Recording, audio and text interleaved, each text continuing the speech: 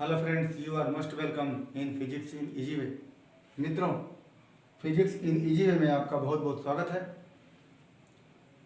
Agriculture physics में इस समय हम बलों के संयोजन एवं वियोजन से संबंधित टॉपिक को देख रहे हैं। तो आज हमारा जो टॉपिक होगा वो होगा बलों का वियोजन।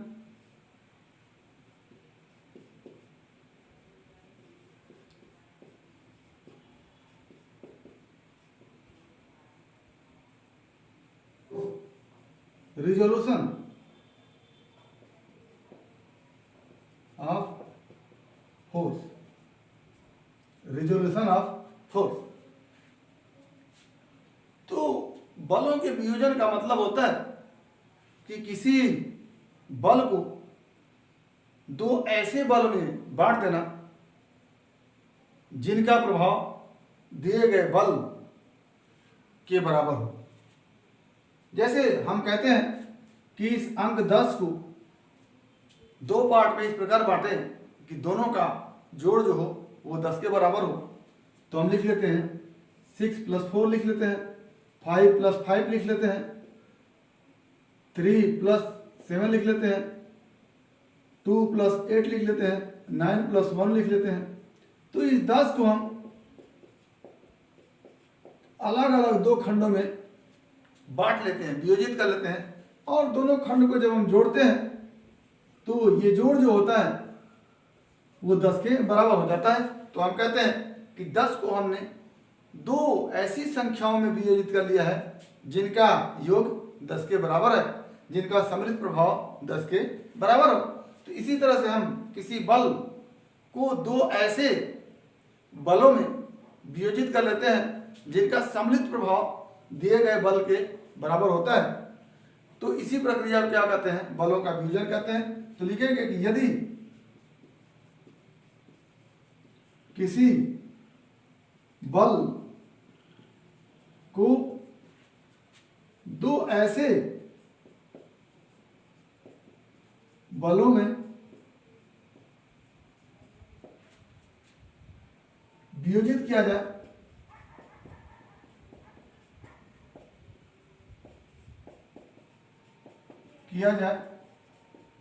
कि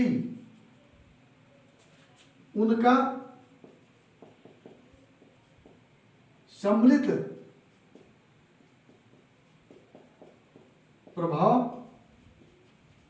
या कह लें उनका योग दिए गए बल के बराबर हो।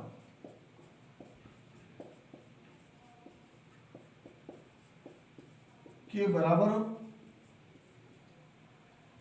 तो यह प्रक्रिया बलों का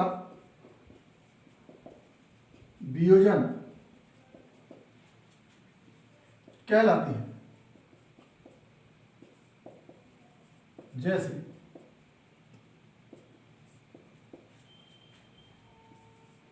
कोई बल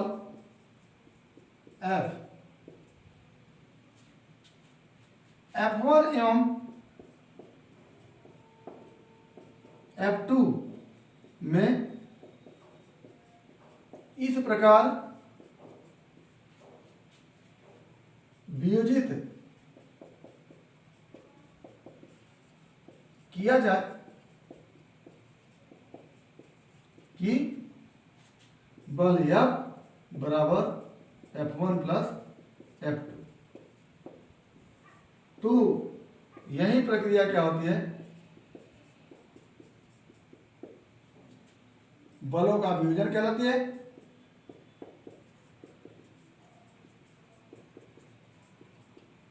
बलों का वियोजन कहलाती है। और बल F1 एवं F2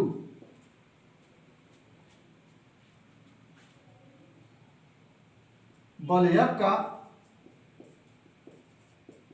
वियोजित घटक कहलाते हैं। वियोजित घटक कहलाते हैं। अब बलों का वियोजित घटक F1 एवं F2 हो, और यदि किसी बल को दो लंबवत बलों में वियोजित कर दिया जाए तो जो दोनों बल होंगे वो लंबवत वियोजित घटक हो जाएंगे। आगे यदि बल F को दो लंबवत बलों में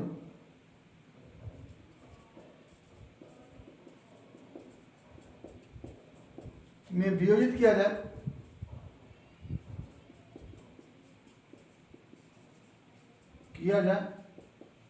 अर्थात F1 एवं F2 के बीच का कोण 90 हो तो F1 F2 लंबवत वियोजित घटक होते हैं। लंबवत वियोजित घटक होते हैं। लंबवत वियोजित घटक होते हैं। ये तो हो गई परिभाषा की बात कि कोई बल है, उनको दो बलों में इस प्रकार तोड़ दिया जाए कि उनको जोड़ा जाए फिर तो बल दिए गए बल के बराबर हो जाए। और जैसे कोई बल F है, उनको F1 और F2 में वियोजित कर दिया गया है, तोड़ दिया गया है, तो बल F = F1 + F2 होगा। तो F1 और F2 जो होंगे बल F के वियोजित घटक होंगे, कंपोनेंट होंगे। और यदि F1 या F2 एक दूसरे के लंबवत हो तो ये जो F1 या F2 बल F के लंबवत वियोजित घटक कहे जाएंगे। अब कैसे किसी बल को घटकों में वियोजित करते हैं उसको हम देखेंगे। जैसे कोई बल है, मान लेते हैं ये बल F है, इसको हमको वियोजित करना है, इसका हमको वियोजन करना है। तो वियोजन करने के लिए सबसे पहले इस बल को हम कर्ण मान लें, विकर्ण मान लें और एक समानांतर चतुर्भुज खींच दें। तो अगर ये विकर्ण होगा तो इस तरह का समानांतर चतुर्भुज हो सकता है।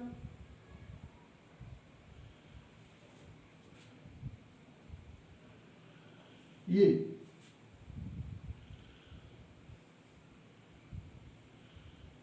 एक समानांतर चतुर्भुज हो गया और ये जो F है इस समानांतर चतुर्भुज का विकर्ण हो गया। और ये जो विकर्ण है, जिन बलों का परिणामी होगा वो कौन कौन से बल होंगे, उनको आप यहाँ पर F1 और F2 ये दो बल मान लें। इस समानांतर चतुर्भुज की दो आसन्न भुजाओं को दो बल से व्यक्त करें, F1 एवं F2। तो यहां से आपको बलों के समांतर चतुर्भुज के नियम से आप जान सकते हैं कि ये जो विकर्ण F होगा वो बल F1 और F2 का क्या होगा, परिणामी होगा। तो इस तरह से हम किसी भी बल F को दो बलों में वियोजित कर सकते हैं, एक F1 दूसरा F2। कैसे? उस बल को आप विकर्ण मान लीजिए और एक समांतर चतुर्भुज खींच दीजिए और समांतर चतुर्भुज की जो आसन्न भुजाएं होंगी वही आसन्न भुजाएं इस बल F के क्या होंगे, वियोजित घटक होंगे। ठीक। तो पहले हम क्या करते थे कि पहले वियोजित घटक लेते थे या पहले दो बल लेते थे, उनको आसन्न भुजा मान करके समांतर चतुर्भुज खींचते थे और जो विकर्ण होता था इन आसन्न भुजाओं के उभयनिष्ठ बिंदु से जाने वाला वही विकर्ण जो होता था इनका परिणामी होता था। इसमें हमको परिणामी मालूम है, विकर्ण मालूम है। पहले हम विकर्ण खींचते हैं और इस विकर्ण के सहारे हम एक समांतर चतुर्भुज बनाते हैं और इस समांतर चतुर्भुज की जो दो आसन्न भुजाएं होती हैं वही आसन्न भुजाएं इस विकर्ण को प्रदर्शित करने वाले बल की जो होगी वियोजित घटक होगी। तो ये तो हम बलों का वियोजन देखें और ये F1 और F2 दो घटक देखें। लेकिन जब F1 और F2 लंबवत घटक हों तो ऐसी स्थिति में क्या करेंगे, अब यहाँ पर F1 और F2 के बीच का कोण कुछ भी है, लेकिन जब F1 और F2 के बीच का कोण 90 डिग्री होता है तो बलों का लंबवत वियोजन हो जाता है। तो उसको देखने के लिए हम एक बल खींचते हैं, यहाँ पर लिखेंगे बल का वियोजन, और यहाँ पर होगा बल का लंबवत वियोजन, बल का लंबवत वियोजन, बल का लंबवत वियोजन। ये हमारा एक बल हो गया F, और इसको हमको दो लंबवत घटकों में वियोजित करना है। तो सामान्यतः आप एक घटक x अक्ष की दिशा लेते हैं और दूसरा घटक y अक्ष की दिशा लेते हैं, या कह लें कि इस बल के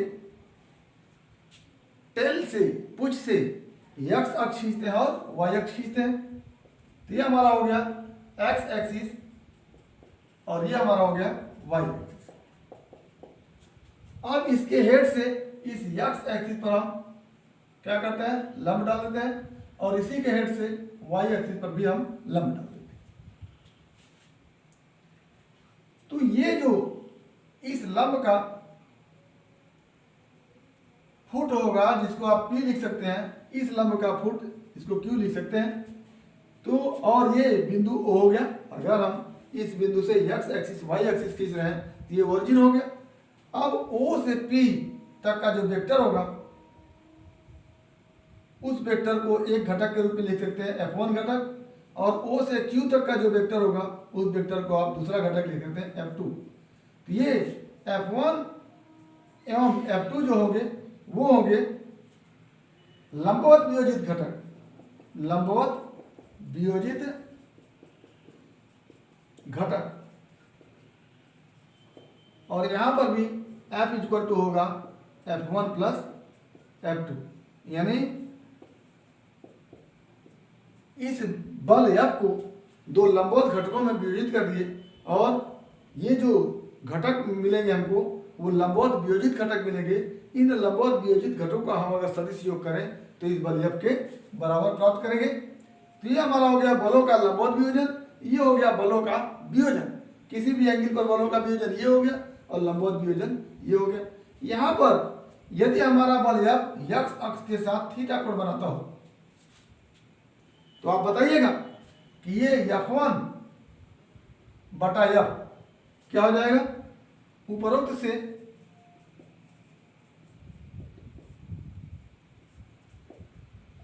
F1 upon F equal to cos theta होगा। कॉस थीटा इक्वल टू क्या लिखते हैं, आधार बटा कर्ण। तो आधार है F1, कर्ण है F, तो ये हो जाएगा F1 equal to F cos theta, और F साइन थीटा क्या होगा, लंब बटा कर्ण। क्या लिखेंगे,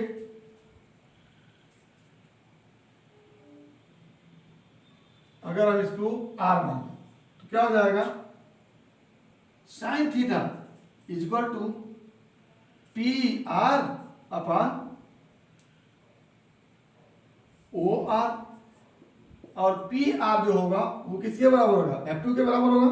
तो लिख देंगे F2 बटा F। तो यहां से जो हो जाएगा हमारा F2 इक्वल टू निकल के आएगा F2 equal to F sine theta, ये यानी F1 equal to F cos theta और F2 equal to F sine theta. यानी कह लें कि किसी बल F को दो लंबवत घटकों में वियोजित किया जाए तो x अक्ष के अंदर जो घटक होगा वो F1 होगा, और F1 को लिखेंगे F cos थीटा। y अक्ष के अंदर जो घटक होगा वो अगर F2 है तो उसको हम लिखेंगे F2 equal to F sin theta. यानी लंबवत घटक को हम F sin थीटा एवं F cos थीटा के रूप में लिख सकते हैं, और tan थीटा इक्वल टू क्या हो जाता है, F2 sin थीटा या F2 बटा F1, या थीटा इक्वल टू लिख सकते हैं tan inverse F2 upon F1। तो यदि किसी बल के दोनों घटक मालूम हो F1 F2, तो tan इनवर्स F2 अपान F1 करके हम उस बल का x अक्ष के साथ कोण को निकाल सकते हैं। तो इस तरह से हम किसी बल के वियोजन को हम देखें कि यदि किसी बल को दो ऐसे बलों में तोड़ दिया जाए जिनका परिणामी दिए गए बल के बराबर हो, तो इस प्रक्रिया को हम बलों का वियोजन कहते हैं। और जो अतिरिक्त जो बल प्राप्त होते हैं, जो अतिरिक्त दो बल होते हैं, उन बलों को हम वियोजित घटक कहते हैं। यदि किसी बल को दो लंबवत बलों के रूप में वियोजित कर दिया जाए, तोड़ दिया जाए, तो इसे हम बलों का लंबवत वियोजन कहते हैं। और जो घटक हमको प्राप्त होते हैं वो हमको लंबवत वियोजित घटक कहे जाते हैं।